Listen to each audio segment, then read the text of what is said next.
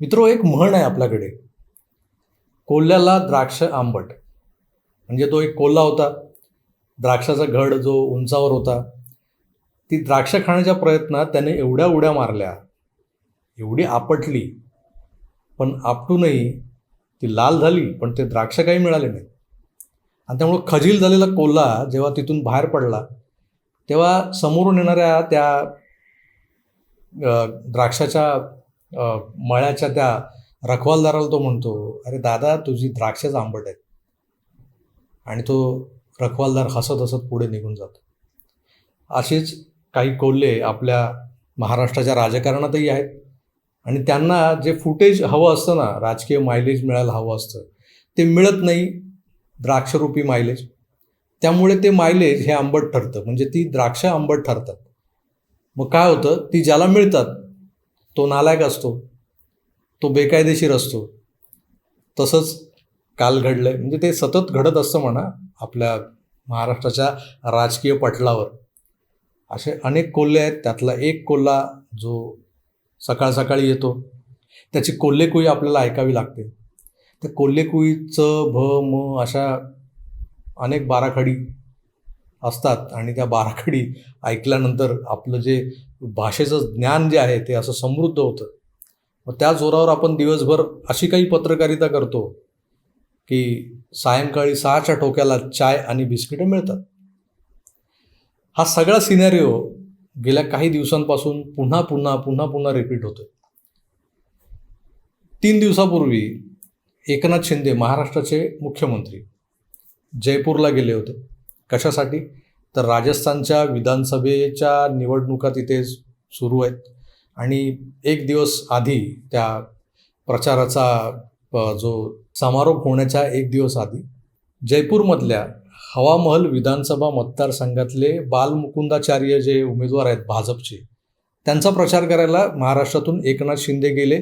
ते महाराष्ट्राचे मुख्यमंत्री म्हणून जितके बोलावले गेले होते, त्याही पलीकडे ते शिवसेना या एका ज्वलंत हिंदुत्ववादी संघटनेचे मुख्य नेते म्हणून त्यांना बोलावलं गेलं होतं. यावर मी एक सविस्तर व्हिडिओ केलेला आहे, तो तुम्ही पाहिलाच असेल. त्यातही माझ्या ज्या भावना होत्या, त्या मी ज्या मांडल्या होत्या, त्याच आज पुन्हा मांडणार आहे. कारण ही जी आपुलकी, हे जे काही मायलेज फुटेज मी बोलतो ना, हे तुमच्या मित्रपक्षाकडून तुम्हाला मिळतं, आणि त्यात तुमचा मोठेपणा, तुमची भलामण केली जाते. म्हणजे तुम्हाला एक प्रकारचं फुलफिलमेंट मिळतं त्यातून. ते तुमच्या विरोधकांना आवडत नाही. विरोधकांच्या पोटात दुखायला लागतं, मग त्यांना ती द्राक्ष आंबट वाटू लागतात. तोच प्रकार 3 दिवसापूर्वी जयपूरच्या त्या रॅलीबद्दल, आणि त्यात हिंदू हृदय सम्राट हा शब्द वापरल्यामुळे तो एक धागा पकडून बेछूट टीका केली गेली एकनाथ शिंदेंवर. आधी संजय राऊतांनी केली, मग आदित्य ठाकरेंनी केली, मग त्यांच्या त्या शिल्लक उरलेल्या गटातल्या त्या छोट्या मोठ्या दुसऱ्या तिसऱ्या फळीतल्या सगळ्याच नेत्यांनी हे कुठले हिंदू हृदय सम्राट, हे कधी झाले हिंदू हृदय सम्राट, असं म्हणत इतकी बेसुमार टीका केली, त्याला काही अंत नव्हता. अगदी छोटी छोटी वर्तमानपत्र म्हणा किंवा छोटे छोटे न्यूज चॅनल, यूट्यूब चॅनल, सगळीकडे यांचे बाईट्स आणि यांच्या सगळ्या विधानांची भरमार होती नुसती. कालही तेच झालं. काल एकनाथ शिंदे तेलंगणात होते. धरमपुरी की कुठल्या विधानसभा मतदारसंघात ते प्रचाराला गेले होते. आता तिथे एकनाथ शिंदे जो प्रचार करतात, म्हणजे जयपूरमध्ये त्यांनी प्रचार केला, ते यापूर्वी कधी भाषण करत नव्हते, किंवा ते असे फार मोठे संभाषण चतुर आहेत, किंवा फरडे वक्ते आहेत, किंवा थेट हिंदू हृदय सम्राट बाळासाहेबांची मिनी आवृत्ती वगैरे असंही नाही, किंवा संजय राऊतांसारखं नाटकीय ढंगात हात वगैरे फिरवून, डोळे गरगरा फिरवून, म च ची बाराखडी वगैरे वापरून काहीतरी असं चमत्कारिक बोलणारे तसंही नाही आहेत. काही नेते आहेत जे काहीतरी असं गौप्यस्फोट करणारं आणि काहीतरी भडक विधान करणारं नेहमी काहीतरी बोलत असतात, त्यामुळे त्यांच्या भाषणांना गर्दी होते. एकनाथ शिंदे तसे नसतानाही त्यांनी पहिल्यांदा आपल्या भाषणाची झलक जी दाखवली होती विधानसभेत विश्वासदर्शक ठरावाच्या नंतर, त्यांचं सरकार आल्यानंतर, त्यातून आपल्याला एक नवा संवादक सापडला होता, जो संवाद साधतो सामान्य जनता आणि राज्यकर्ता यांच्यात एक संवाद असायला हवा. तो संवाद जो साधू शकतो, जी भाषा संवादाची असते ती अगदी आपली रोजच्या जगण्यातली असते, रोजच्या बोलण्यातली असते, साधारण बोलचालीची भाषा त्याला आपण म्हणतो. त्या भाषेत बोलणारा एक मुख्यमंत्री आपल्याला सापडला, एक वक्ता सापडला. आणि ह्या वक्त्यानं नंतर वारंवार सिद्ध केलं की तो किती मिश्किलपणे बोलू शकतो, किती कोपरखळ्या मारू शकतो विरोधकांना. त्याचसोबत तो अगदी अभ्यासपूर्णही बोलू शकतो, हेही आपण पाहिले. एकनाथ शिंदेंच्या भाषणातला, वक्तृत्वातला जो काही बदल घडत गेलेला आहे, जो काही प्रवास आहे या गेल्या 1.5 वर्षातला, आणि ज्याला आपण इम्प्रूव्हमेंट म्हणतो किंवा प्रगती म्हणतो, ती ज्याने जवळून अनुभवलेली आहे तोच हे समजू शकतो. अर्थात आमच्या सर्वसामान्य प्रेक्षकांमध्येही असे चाणाक्ष भरपूर आहेत की जे अगदी बारकाईनं सगळ्यांच्या भाषणांच्या शैली अभ्यासत असतात, त्यांच्या भाषणातला अभ्यास शोधत असतात, तयारी शोधत असतात. त्यांना नक्कीच एकनाथ शिंदेंच्या भाषणातली जी स्ट्रेंथ आहे, काही भाषणातली जी शक्तिस्थळं आहेत ती जाणवली असते. आता तीच शक्तिस्थळं वापरून एकनाथ शिंदे ज्या पद्धतीनं हिंदीतही बेमालूमपणे बोलायला लागलेत, अस्खलित हिंदीत बोलतात एकनाथ शिंदे, न अडखळता, अजिबात आ उ न करता सलग हिंदीतही बोलतात. याबद्दल त्यांना आपण 100पैकी 100 मार्क द्यायला हवे. आणि याच त्यांच्या परिश्रमातून आणि त्यात त्यांनी जे काही कमावलं आहे ते कमावलेलं सारं धन घेऊन ते जयपूरला गेले. जयपूरमध्येही त्यांनी तो रोड शो गाजवला. काल धरमपुरीतही त्यांनी भाषण केलं. आणि या सगळ्या गोष्टी ज्या आहेत, एकनाथ शिंदेंना एक प्रॉमिनंट नेता, एक शक्तिशाली नेता म्हणून प्रस्थापित करणाऱ्या गोष्टी, त्या गोष्टी बघून इकडे महाराष्ट्रात, म्हणजे महाराष्ट्रात वांद्रे पूर्वमध्ये मातोश्री नावाचा एक बंगला आहे. आणि त्या बंगल्यात असणारे जे लोक, जे कडिकुलपात असतात, त्यांच्या पोटात काल प्रचंड पोटदुखी सुरू झाली. मग त्यांनी नेहमीप्रमाणे हे सरकार बेकायदेशीर आहे, मग या सरकारचा म्होरक्या म्हणजे मुख्यमंत्री तोही बेकायदेशीर आहे. मग हे नुसते बेकायदेशीर नाही आहेत, तर हे नालायक आहेत. मग हे नालायक कसे आहेत, तर हे राज्य करायला नालायक आहेत, म्हणजे हे राज्य करण्याच्या लायकीचे नाहीत म्हणून हे नालायक आहेत.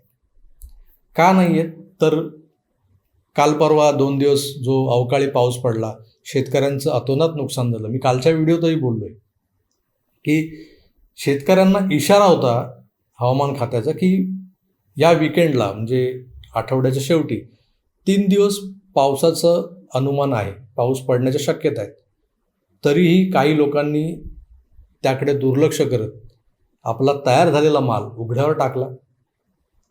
आमच्या किनारपट्टीच्या भागात, पालघर, वसई, विरार या भागात जी सुकी मासळी सुकवायला त्या रॅम्पवर लावलेली असते, हजारो लाखो रुपयाची मासळी या मागच्या 2 दिवसात भिजली, कुजली आणि वाया गेली. आता ह्या सगळ्या गोष्टींचे पंचनामे, या गोष्टींची दखल घेतली जाणं, याला वेळ लागतो. कारण सरकारी काम आणि 6 महिने थांब ही म्हण प्रचलित आहेच, आणि त्या म्हणीनुसारच कामं होतात आपल्याकडे. आणि असं असताना आपण कुठल्या फास्ट ट्रॅक कोर्टची अपेक्षा ठेवतो या प्रशासनाकडून. तरीही सरकारनं आपलं काम सुरू केलं आहे, सरकार काम करतं आहे. हे जे काही काल परवा घडलं आहे, म्हणजे हा जो अवकाळी पाऊस पडला, त्याने काही नुकसान झालं आहे, त्या नुकसानीची दखल घेणारे लोक खाली आहेत, प्रशासनात आहेत, काही मंत्री आहेत, मुख्यमंत्र्यांचे काही OSD आहेत, जे मंगेश शिवटेसारखे, जे महाराष्ट्रात फिरत आहेत, ते प्रशासनाकडून पंचनामा करून घेणं, नुकसान भरपाई मिळवून देणं यासाठी प्रयत्नशील आहेत. कामं चालू आहेत, कामं बंद नाहीत. अशा परिस्थितीमध्ये हे बंद दाराआड बसून जो मुख्यमंत्री राज्यभर तर फिरतोयच राज्याच्या विकासासाठी, पण जो एका आपल्या मित्रपक्षाच्या प्रचारासाठी परराज्यात बोलावला जातो, जिथे तो त्या राज्यातल्या लोकांसाठी स्टार प्रचारक असतो, त्या स्टार प्रचारकाच्या या यशाला पाहून जी मुरड यांच्या पोटात येते ना, जो मुरडा येतो, आणि त्यामुळे जी असह्य पोटदुखी सुरू होते, त्यातून मग हे शब्द बाहेर पडतात. हे सरकार बेकायदेशीर आहे, हा मुख्यमंत्री बेकायदेशीर आहे, आणि हा मुख्यमंत्री त्याहून पुढे जात हे सरकार राज्य करण्यास लायक नसल्यामुळे मुख्यमंत्री नालायक आहे. आता हे सगळं उद्धवजी जेव्हा बोलतात ना, उद्धव बाळासाहेब ठाकरे, तेव्हा ते आपल्या शांत संयत शैलीत बोलतात, सरकार नालायक आहे. मग सरकारी म्होरक्या जो आहे मुख्यमंत्री तो नालायक आहे. पण ह्याचंच जे वर्जन असतं, आधीचं वर्जन, सकाळ सकाळी हँगओव्हरमध्ये बोललेलं, ते कोण बोलतं? तो भांडूपचा कोल्हा सुरमा भोपाली. ते अशा पद्धतीने बोलतात, अरे तो तर नालायक. म्हणजे रात्रीची तुमची जी काही थोडीफार शिल्लक असते कुठेतरी डोक्यात पोटात, त्याचा सगळा हा प्रभाव जाणवतो तुमच्या त्या टोनमध्ये, तुमच्या त्या भाषेमध्ये. आणि त्यातून ज्यांना समजायचं ते समजून जातात.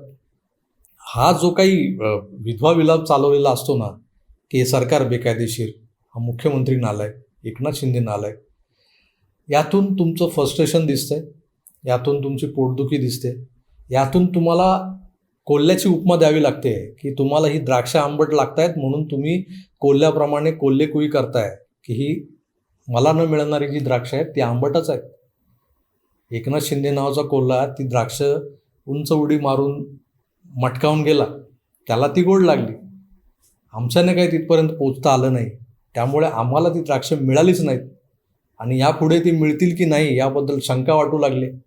मग ती द्राक्ष आंबटच.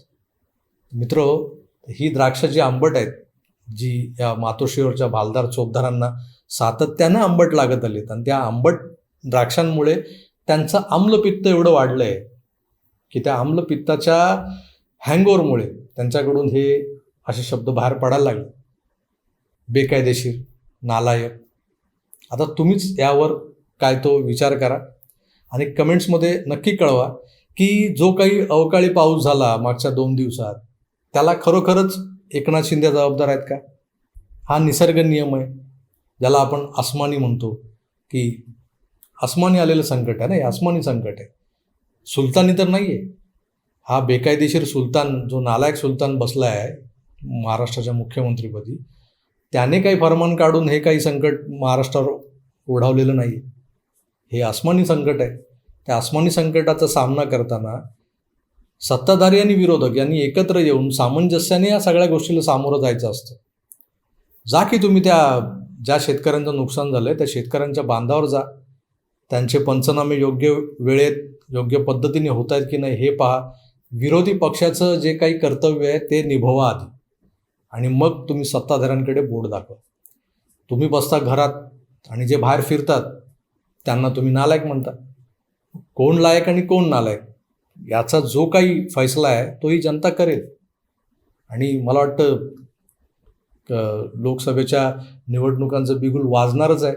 या 5 राज्यांच्या निवडणुकांचा निकाल लागला की मला वाटतं लोकसभेच्या निवडणूक कार्यक्रमाची घोषणा होणार आहे आणि त्याची तयारी या विरोधकाने आधीच केली आहे. म्हणजे जागा वाटप कसं असेल, मग काही लोकांना त्यांनी जबाबदाऱ्या दिल्या आहेत लोकसभेच्या, तर तेव्हा कळेलच कोण शेर कोण सवा शेर.